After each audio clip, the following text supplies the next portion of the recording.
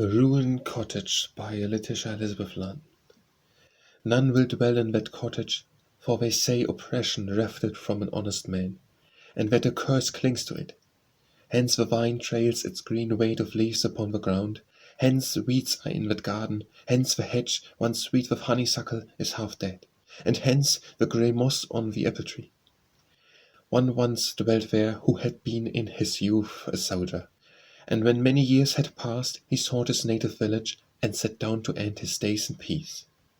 He had one child, a little laughing thing, whose large dark eyes, he said, were like the mother's she had left buried in stranger lands, and time went on in comfort and content, and that fair girl had grown far taller than the red rose tree her father planted her first English birthday, and he had trained it up against an ash till it became his pride. It was so rich in blossom and in beauty, it was called the tree of Isabel. 'Twas an appeal to all the better feelings of her heart to mark the quiet happiness, the home in truth, a home of love, and more than all, to see them on the Shabbat, when they came among the first to church.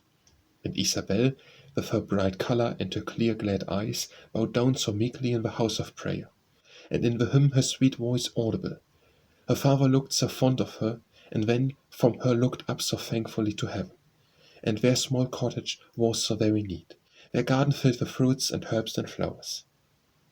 And in the winter there was no fireside, so cheerful as their own, but other days and other fortunes came, an evil power.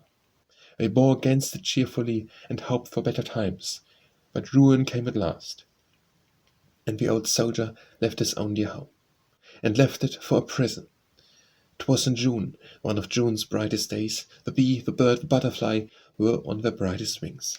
The fruits had their first tinge of summer light, the sunny sky, the very leaves seemed glad, and the old man looked back upon the cottage and wept aloud.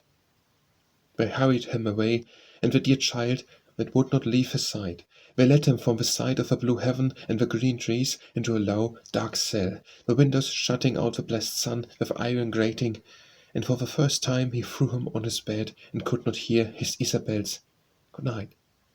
But the next morn she was the earliest at the prison gate, the last on whom it closed, and her sweet voice and sweeter smile made them forget to pine.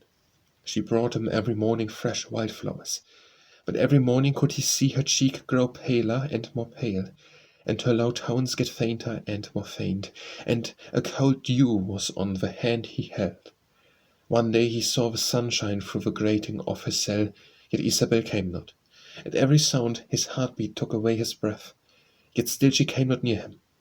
But one sad day he marked the dull street through the iron bars that shut him from the world. At length he saw a coffin carried carelessly along, and he grew desperate.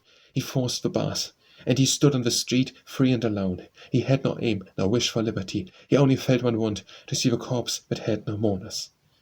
Then they set it down, or ever 'twas lowered into the new dug grave. A rush of passion came upon his soul, and he tore off the lid, and saw the face of Isabel, and he knew he had no child. He lay down by the coffin quietly. His heart was broken.